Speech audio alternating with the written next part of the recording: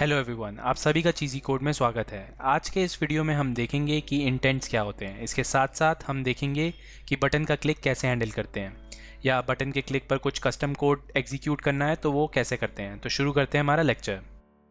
अगर आप ये हमारी सीरीज़ फॉलो कर रहे हैं तो अभी तक जितनी भी हमने बात करी है वो एक सिंगल एक्टिविटी से रिलेटेड है, यानी एक सिंगल स्क्रीन से रिलेटेड है।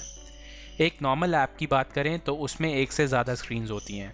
Based on the user input के बेसिस पर हम एक स्क्रीन से दूसरी स्क्रीन पर जाते हैं। फॉर एग्जांपल, अगर व्हाट्सएप की बात करें तो हम अपने फ्रेंड के नाम पर क्लिक करते हैं तो एक नई एक्टिविटी ओपन होती है जिसमें सारे मैसेजेस होते हैं। सिमिलरली, हमें अपनी एक एक्टिविटी से दूसरी एक्टिविटी पर जाना है तो उसके लिए हम इंटेंट का यूज़ करते हैं। तो यहाँ पे आप देख सकते हैं ये मेरी एक्टिविटी 1 है जिसके अंदर एक बटन है। इस बटन के क्लिक पर मैं एक्टिविटी 2 को ओपन करना चाहता हूँ, तो मैं क्या करूँगा, इस बटन के क्लिक पर एक इंटेंट का ऑब्जेक्ट बनाऊँगा। वो इंटेंट का ऑब्जेक्ट मैं एंड्रॉयड ऑपरेटिंग सिस्टम को पास करूँगा। एंड्रॉयड ऑपरेटिंग सिस्टम उस मैसेज को पढ़कर, उस ऑब्जेक्ट को पढ़कर मेरे लिए एक्टिविटी 2 को ओपन करेगा। तो इस तरीके से ये पूरा साइकिल चलता है जिसमें मैं इंटेंट ऑब्जेक्ट क्रिएट करता हूँ और वो मैं ऑपरेटिंग सिस्टम को पास करता हूँ। ऑपरेटिंग सिस्टम मेरे बिहाफ पर एक नई एक्टिविटी ओपन करता है। बट इंटेंट्स को समझने से पहले हम देखते हैं कि बटन का क्लिक हैंडल कैसे करते हैं। उसको हम कोड के थ्रू समझेंगे। तो यहाँ पे आप देखते हैं ये मेरी activity_main.xml फाइल है जिसके अंदर एक रिलेटिव लेआउट है। इस रिलेटिव लेआउट के अंदर मैं एक बटन ऐड करता हूँ। इसकी विड्थ एंड हाइट को मैं रैप कंटेंट दूंगा। इसमें टेक्स्ट ऐड करते हैं इसको आइडेंटिफाई करने के लिए, बटन 1। उसके बाद इसको एक आईडी देते हैं जो इसको यूनिकली आइडेंटिफाई करेगी और इसको कोड में एक्सेस करने के लिए हमें मदद करेगी। तो यहाँ पे मैंने आईडी दी है btn action। इस आईडी के थ्रू मैं इस बटन को कोड में एक्सेस करूँगा, यानी अपनी जावा फाइल में। तो यहाँ पे आप देख सकते हैं मैंने इस एक्टिविटी के अंदर लेआउट सेट किया है activity_main, जो कि इसको पॉइंट करता है। इसके बाद उस बटन को मैं एक्सेस करूँगा। यहाँ पे एक वेरिएबल बनाऊँगा बटन का btn action। तो यहाँ पे एक फंक्शन है find view by id जिसके अंदर हम कंट्रोल की आईडी पास करते हैं और वो हमें उस ऑब्जेक्ट का एक्सेस प्रोवाइड करता है। तो यहाँ पे मैं आईडी दूंगा उस बटन की r.id.btn action। क्योंकि फाइंड व्यू बाय आईडी एक व्यू रिटर्न करता है तो मुझे इसको कास्ट करना पड़ेगा। उसके लिए मैं यहाँ पे ऑल्ट एंटर दबाऊंगा और इसको कास्ट कर दूंगा। तो यहाँ पे मुझे उस बटन का एक्सेस मिल चुका है। उसके बाद मैं इस पर ऑन क्लिक लिसनर लगाऊंगा। ऑन क्लिक लिसनर क्या करेगा कि जब भी इस बटन पर कोई क्लिक करेगा तो वो मुझे बताएगा या वो मेरे लिए एक कस्टम कोड एग्जीक्यूट करेगा।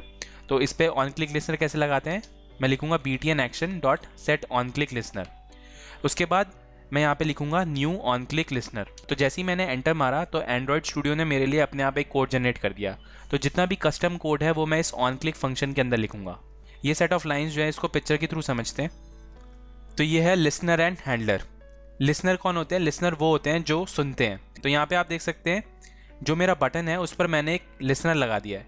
जब भी इस बटन पर कोई क्लिक करेगा तो मेरा लिसनर सुन रहा होगा, वो देखेगा कि बटन पर क्लिक हुआ है तो वो एक कस्टम कोड एग्जीक्यूट करेगा। ये जो कस्टम कोड है ये मेरा हैंडलर है। लिसनर एंड हैंडलर ऐसे काम करते हैं कि जैसे ही बटन पर किसी ने क्लिक किया तो मेरा ऑन क्लिक लिसनर मेरा कस्टम कोड एग्जीक्यूट करेगा, और जो मेरा कस्टम कोड है उसे मैं हैंडलर कहता हूँ क्योंकि वो हैंडल कर रहा है क्लिक इवेंट। तो दोबारा से कोड पर चलते हैं। अगर मैं इस कोड को दोबारा से एक्सप्लेन करूँ तो जो मेरा बटन है उस पर मैंने एक ऑन क्लिक लिसनर लगाया है और ये मेरा हैंडलर है। तो जैसे ही उस पर कोई क्लिक करेगा तो मेरा ऑन क्लिक फंक्शन जो है वो एग्जीक्यूट होगा। तो जितना भी कस्टम कोड होगा वो मैं इसके अंदर लिखूंगा। अब कस्टम कोड कुछ भी हो सकता है, चाहे मैं कोई एक्टिविटी ओपन कराना चाहूँ या कुछ डेटाबेस में सेव कराना चाहूँ या कोई वेब सर्विस की कॉल कराना चाहूँ तो वो मैं इसके अंदर लिखूंगा। तो इस तरीके से आप बटन का क्लिक इवेंट हैंडल कर सकते हैं। अगर इसको समराइज़ करें, सबसे पहले हमने उस बटन का एक्सेस लिया using find view bye ID method. उसके बाद उस बटन पर हमने सेट ऑन क्लिक लिसनर लगाया। जैसे ही यूज़र उस बटन पर क्लिक करेगा तो मेरा एक हैंडलर कॉल होगा। वो हैंडलर मेरा ऑन क्लिक मेथड होता है। ऑन क्लिक मेथड के अंदर मेरा कस्टम कोड लिखा होगा तो वो एग्जीक्यूट होगा। तो इस तरीके से हम बटन का क्लिक इवेंट हैंडल करते हैं। उसके बाद देखते हैं कि इंटेंट्स क्या होते हैं। इंटेंट एक सिंपल ऑब्जेक्ट होता है जिसके थ्रू हम एंड्रॉयड में कम्युनिकेशन करते हैं। एक ऐप के अंदर डिफरेंट कंपोनेंट्स होते हैं, लाइक नंबर ऑफ एक्टिविटीज़, उसके अंदर एक्टिविटीज़ कितनी है, स्क्रीन्स कितनी है, उसके अंदर सर्विसेज होती हैं जिसके थ्रू हम लॉन्ग रनिंग प्रोसेसेस एग्जीक्यूट करते हैं। फॉर एग्जांपल, सर्वर से डेटा डाउनलोड करने का काम या म्यूज़िक को बैकग्राउंड में प्ले करने का काम सर्विसेज के थ्रू होता है। तो जितना भी इनके बीच में कम्युनिकेशन होता है वो हम इंटेंट्स के थ्रू करते हैं। तो इन शॉर्ट अगर कहें तो जितना भी कम्युनिकेशन है एंड्रॉयड के अंदर वो हम इंटेंट्स के थ्रू करते हैं। इंटेंट दो टाइप के होते हैं, एक होता है एक्सप्लिसिट इंटेंट, एक होता है इम्प्लिसिट इंटेंट। इन दोनों के बीच में जो बेसिक डिफरेंस है वो ये है कि जहाँ पर हम अपने कंपोनेंट का नाम स्पेसिफाई कर देंगे तो वो होगा एक्सप्लिसिट इंटेंट, और जहाँ पे हम अपने कंपोनेंट का नाम स्पेसिफाई नहीं करेंगे और एंड्रॉयड से हेल्प मांगेंगे कि आप हमें सजेस्ट करो, तो वहाँ पे हम इम्प्लिसिट इंटेंट का यूज़ करते हैं। फॉर एग्जाम्पल, अगर मैं कहता हूँ कि मुझे अपनी मेन एक्टिविटी से गेम एक्टिविटी को ओपन करना है तो मैं एक्सप्लिसिट इंटेंट का यूज़ करता हूँ, क्योंकि मैंने यहाँ पर एक्सप्लिसिटली स्पेसिफाई किया है मुझे गेम एक्टिविटी को ओपन करना है। यहाँ मैंने अपने कंपोनेंट का नाम स्पेसिफाई किया है, इसलिए ये एक्सप्लिसिट इंटेंट है। अब अगर मैं ये कहता हूँ कि मुझे एक मैसेज भेजना है या एक मैसेज शेयर करना है, तो यहाँ पर मैंने कोई कंपोनेंट का नाम नहीं बताया या कोई एक्टिविटी का नाम नहीं बताया जिसके थ्रू मुझे मैसेज भेजना है या जिसके थ्रू मैं मैसेज भेजना चाहता हूँ, उसका नाम नहीं बताया है। तो ये एक इम्प्लिसिट इंटेंट है। इस केस में एंड्रॉयड मुझे ऑप्शंस देता है जिसके थ्रू मैं मैसेज भेज सकता हूँ। फॉर एग्जाम्पल, आपने अपने फ़ोन्स में देखा होगा कि ये एक शेयर का बटन होता है। जैसे ही मैं इस पर क्लिक करता हूँ तो एक इम्प्लिसिट इंटेंट रेज होता है। एंड्रॉयड मेरे लिए सेट ऑफ ऑप्शंस सजेस्ट करता है कि इसके थ्रू आप अपने मैसेजेस को शेयर कर सकते हैं। तो इस तरीके से इम्प्लिसिट इंटेंट काम करता है। तो ये डिफरेंस होता है implicit intent versus explicit intent में। इसके बाद देखते हैं कि हम अपनी मेन एक्टिविटी से गेम एक्टिविटी को कैसे ओपन कर सकते हैं यूजिंग इंटेंट्स। सबसे पहले मैं इसके अंदर एक एक्टिविटी ऐड करूंगा गेम एक्टिविटी के नाम से। तो यहाँ पे मैं जाऊंगा जावा फोल्डर के अंदर, इस पैकेज के अंदर मैं राइट क्लिक करके new activity, empty activity select करूंगा। यहाँ पे मैं इसे नाम दूंगा गेम एक्टिविटी। तो उसके बाद मैं यहाँ पे फिनिश क्लिक करता हूँ। तो जैसे ही मैंने फिनिश किया तो एक नई एक्टिविटी क्रिएट हो गई जिसकी ये एक जावा फाइल है, इसके कॉरस्पॉन्डिंग एक लेआउट फाइल है ये। उसके बाद अगर मैं इसकी मैनिफेस्ट फाइल के अंदर जाता हूँ, एंड्रॉयड मैनिफेस्ट.xml फाइल के अंदर, तो यहाँ पे आप देख सकते हैं एक नई एंट्री हो गई है गेम एक्टिविटी की। तो एक एप्लीकेशन के अंदर जितने भी कंपोनेंट्स होते हैं वो यहाँ पे लिस्टेड होते हैं। अगर मैं इस ऐप के अंदर कोई नई एक्टिविटी ऐड करता हूँ तो उसकी एंट्री मुझे यहाँ पे करनी पड़ेगी, या फिर मैं कोई नई सर्विस क्रिएट करता हूँ तो उसकी भी एंट्री मुझे यहाँ पे करनी पड़ेगी। एंड्रॉयड मैनिफेस्ट.xml फाइल की मदद से ही एंड्रॉयड एक्टिविटीज़ को ढूंढ पाता है। तो अगर इसकी एंट्री यहाँ पे नहीं होगी तो एरर आएगी। तो मेक श्योर कि आप यहाँ पे एंट्री करें।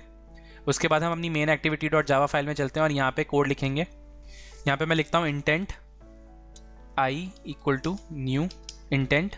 यहाँ पे ये ओवरलोडेड कंस्ट्रक्टर है तो इसके अंदर मैं सबसे पहले कॉन्टेक्स्ट पास करूँगा। कॉन्टेक्स्ट की जगह आप अपनी एक्टिविटी को भी पास कर सकते हैं। तो यहाँ पे मैं लिखूँगा मेन एक्टिविटी डॉट दिस। उसके बाद मैं लिखूँगा यहाँ पे जो भी मुझे एक्टिविटी ओपन करनी है उसका क्लास नेम लिखूँगा यहाँ पे मैं। तो यहाँ पे मैं लिखूँगा गेम एक्टिविटी डॉट क्लास, और यहाँ पे एक फंक्शन होता है स्टार्ट एक्टिविटी का, यहाँ पे मैं पास करूँगा आई। तो ये मेरा एक्सप्लिसिट इंटेंट है।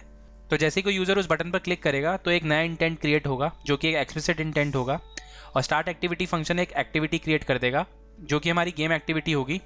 उसके बाद जो हमारी मेन एक्टिविटी है वो बैकग्राउंड में चली जाएगी और जो हमारी गेम एक्टिविटी है वो फोरफ्रंट में आ जाएगी। तो इस तरीके से आप एक एक्टिविटी से दूसरी एक्टिविटी पर जा सकते हैं यूजिंग एक्सप्लिसिट इंटेंट। आज के लेक्चर में इतना ही। मोर इन्फॉर्मेशन के लिए आप हमारी साइट पे विजिट कर सकते हैं cheezycode.com। यहाँ पे ये पूरा आर्टिकल है जिसे आप पढ़ सकते हैं। ये इंटेंट्स और बटन क्लिक के बारे में है। अगर आपको कोई डाउट है तो आप हमारे वीडियो पे कमेंट कर सकते हैं। सब्सक्राइब करना मत भूलेगा हमें। Thanks for watching.